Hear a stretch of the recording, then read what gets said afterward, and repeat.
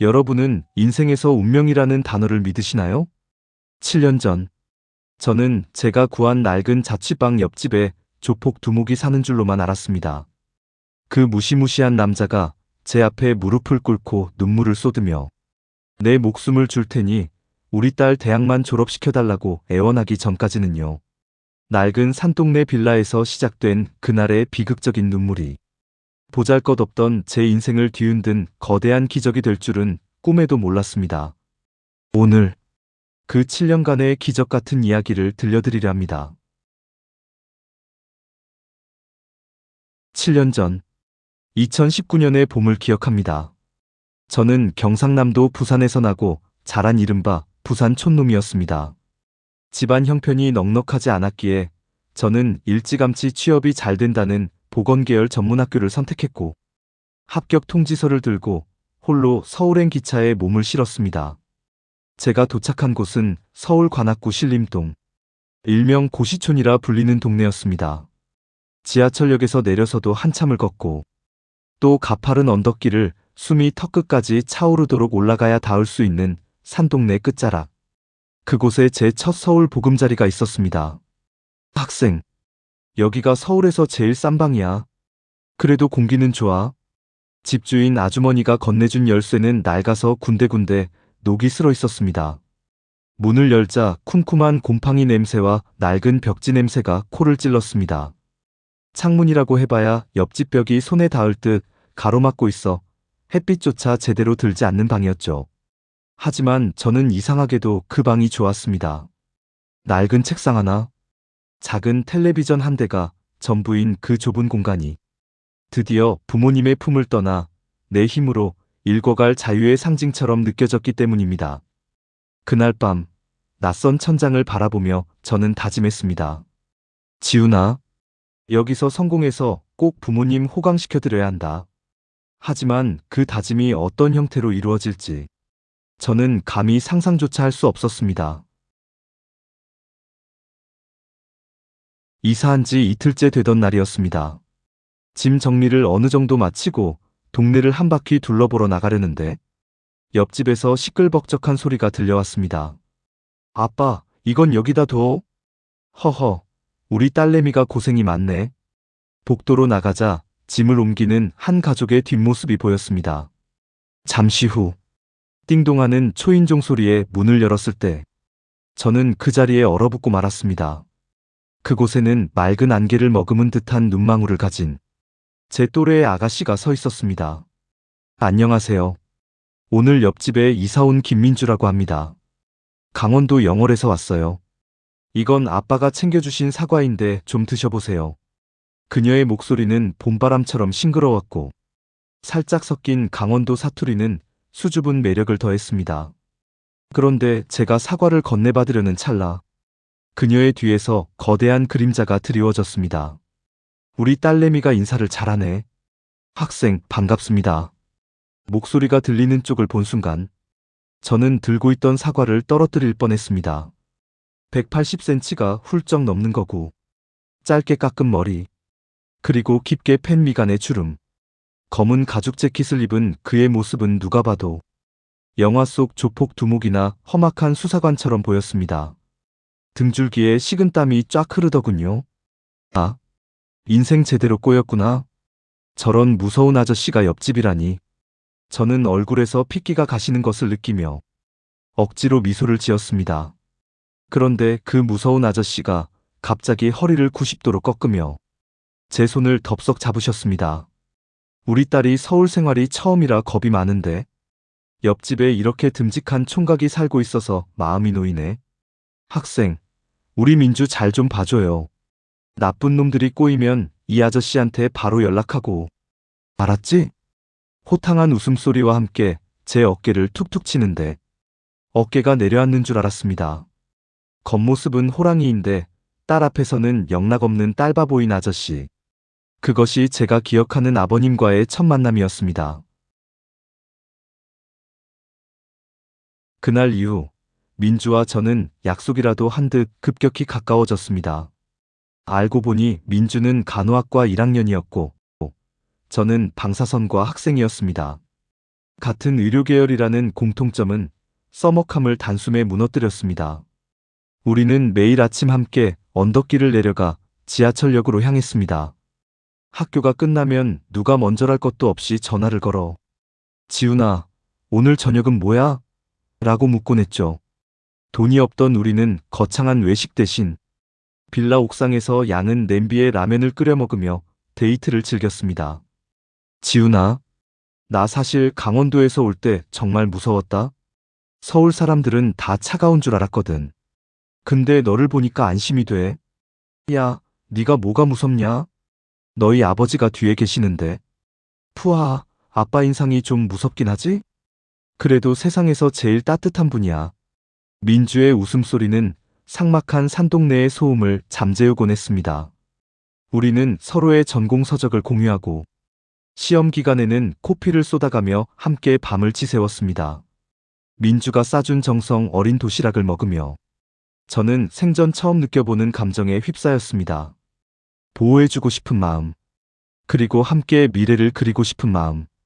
7월의 어느 무더운 밤, 우리는 신림동 낡은 가로등 밑에서 서로의 마음을 확인했습니다. 하지만 그 행복한 순간에도 아버님의 사업이 무너져 내리고 있다는 사실을 우리는 꿈에도 몰랐습니다. 여름방학이 시작될 무렵, 민주의 표정이 조금씩 어두워졌습니다. 아빠와 통화할 때마다 방으로 들어가 조용히 흐느끼는 소리가 들려왔죠. 그러던 어느 날, 민주가 결심한 듯 제게 말을 꺼냈습니다. 지훈아, 이번 주말에 우리 강원도 집에 같이 갈 수 있을까? 아빠가 너를 다시 보고 싶어 하셔. 꼭 할 말이 있다고. 가슴 한구석에 불길한 예감이 스쳤습니다.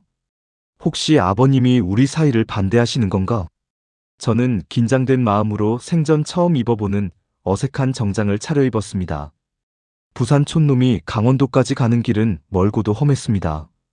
버스를 타고 4시간을 이동하는 동안 저는 긴장감 때문에 입술이 바짝바짝 말라 500ml 생수통을 몇 개나 비웠는지 모릅니다.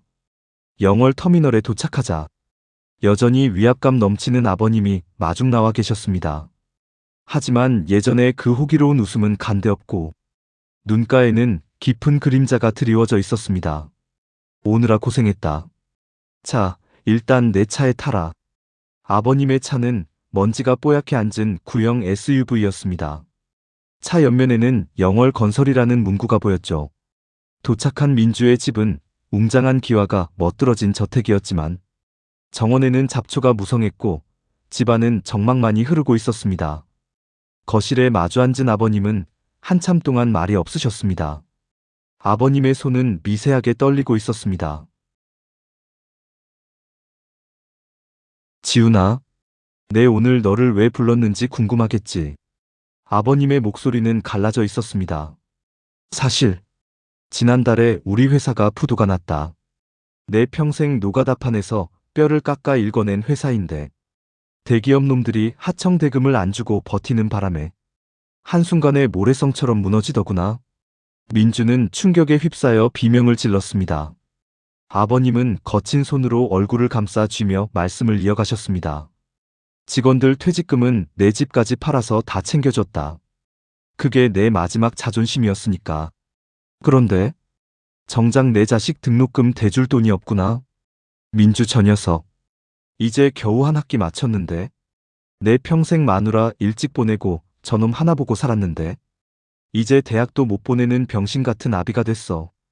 그 강해 보이던 거구가 제 앞에서 어깨를 들썩이며 오열하기 시작했습니다.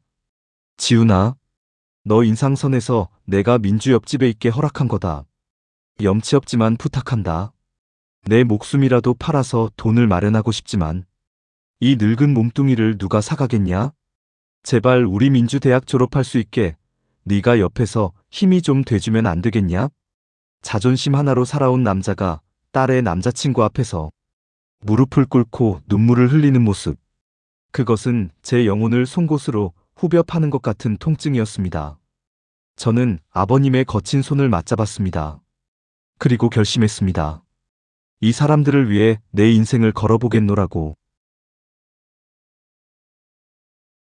저는 잠시 정신이 멍해졌지만 곧바로 머릿속으로 계획을 세웠습니다. 아버님, 고개 드십시오. 방법이 있을 겁니다. 저희 아버지께 지금 당장 연락을 드려보겠습니다. 저는 그 자리에서 부산의 아버지께 전화를 걸었습니다. 저희 아버지는 부산 사나이 중에 사나이로 30년 넘게 토목업을 해오신 분이었습니다. 최근 설계 인력이 부족해 현장에서 큰 어려움을 겪고 계시다는 이야기를 들은 기억이 났습니다. 상황을 들으신 저희 아버지는 단 1초의 망설임도 없이 말씀하셨습니다. 그분, 지금 당장 모시고 부산으로 내려와라.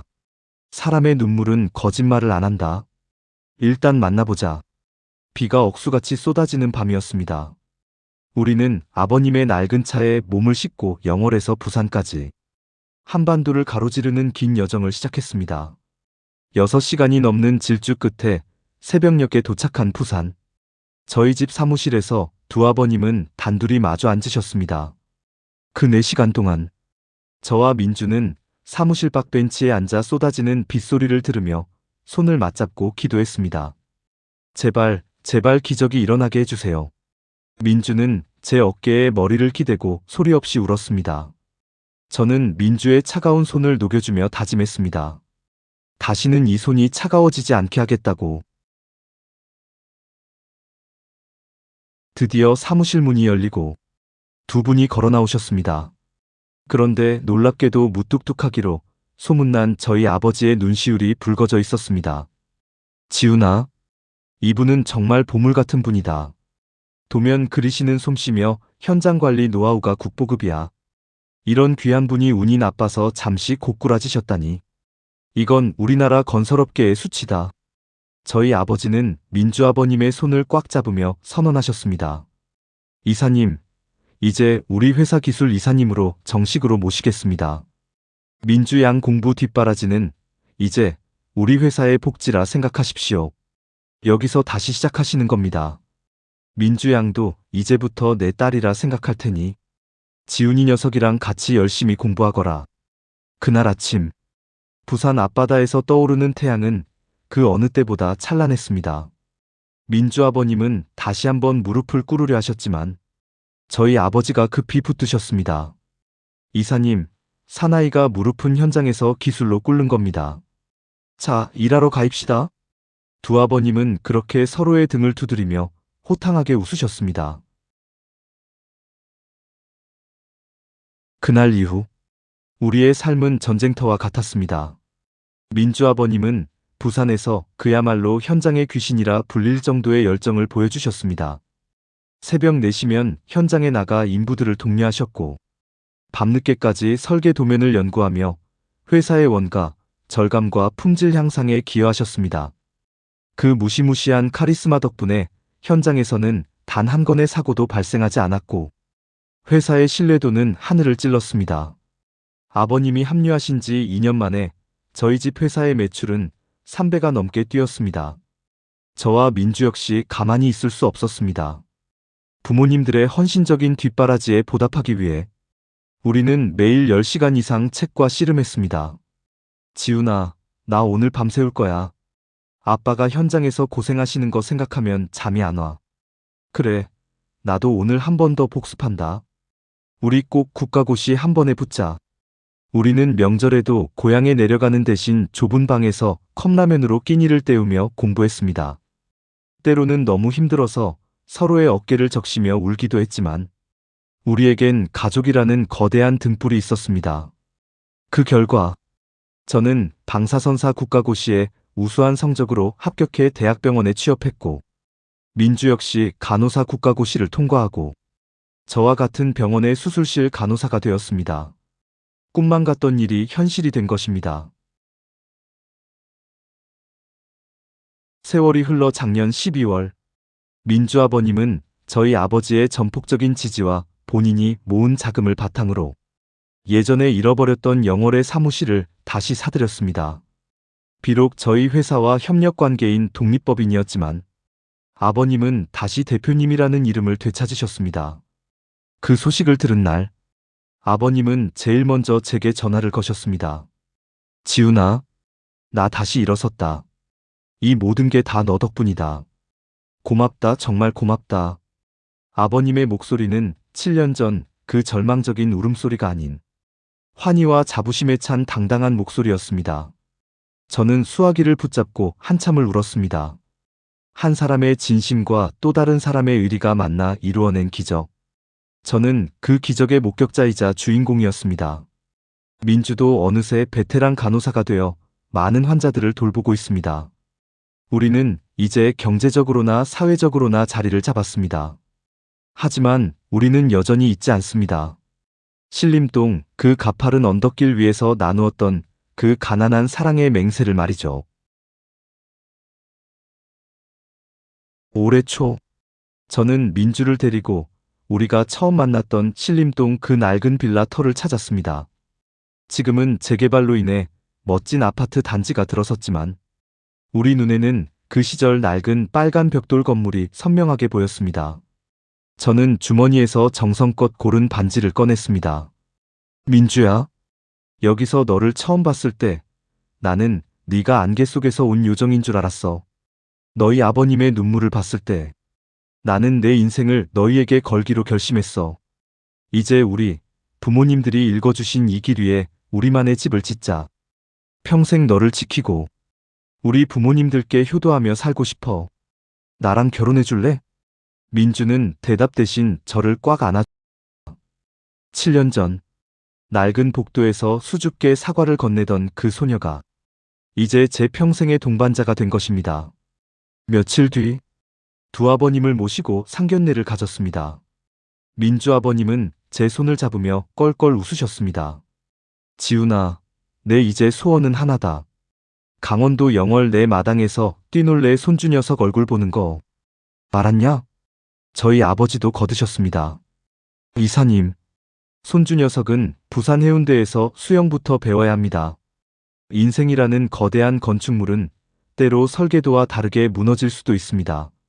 하지만 기초를 사랑으로 다지고 기둥을 의리로 세운다면 그 어떤 풍파에도 무너지지 않는 성이 된다는 것을 저는 배웠습니다. 7년 전 그 무서운 이웃집 아저씨를 만난 건 제 생애 최고의 축복이었습니다. 오늘 이 긴 이야기를 끝까지 들어주셔서 감사합니다. 혹시 여러분도 지금 삶의 무게에 눌려 절망하고 계신가요? 포기하지 마십시오. 누군가의 눈물을 닦아주는 진심은 반드시 기적을 불러옵니다. 여러분의 삶에도 이런 따뜻한 인연과 기적이 함께하기를 진심으로 기원합니다. 구독과 좋아요는 이런 따뜻한 이야기를 세상에 널리 알리는 큰 힘이 됩니다. 감사합니다.